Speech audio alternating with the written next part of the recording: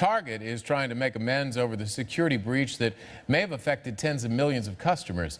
The company's CEO says Target will offer free credit monitoring for those people who shopped at the store between November 27th and December 15th. It will also give all customers a 10% discount on purchases this weekend. About 40 million credit and debit card accounts were compromised.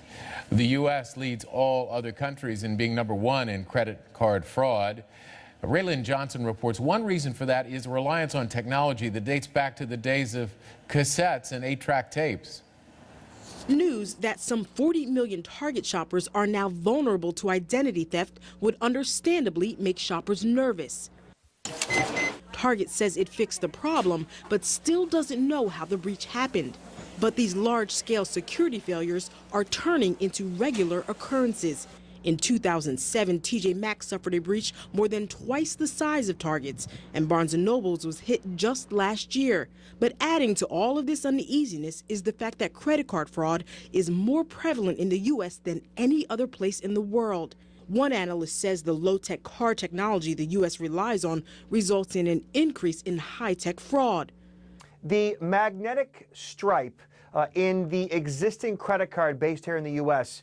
Is old school. It's antiquated, the data is in plain text, and it can be easily compromised. This makes American shoppers extremely vulnerable.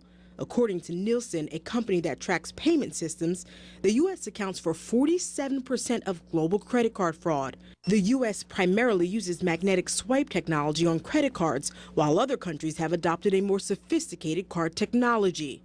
So in Europe and Asia, also in Canada, Mexico, and Australia and other places, they're using what's called chip and pin, which is an advanced form of credit card that requires a chip, meaning it's a small little chip, like a smart chip, and it requires a pin. And it's not easily read, and it has a lot more security and encryption. Here's how it works. When you use a chip card, the transaction information is scrambled cryptographically. Dozens of pieces of information are being exchanged between the card and the bank. On a magnetic swipe card, the information is always there and can be easily copied with a cheap card reading device. Hackers pay a premium for stolen swipe data and use it to create counterfeit cards. And then they go on to purchase gift cards and convert the gift cards back to cash. Nielsen says the chip technology is the strongest defense against counterfeit cards. So why is chip technology used in less than 1% of cards?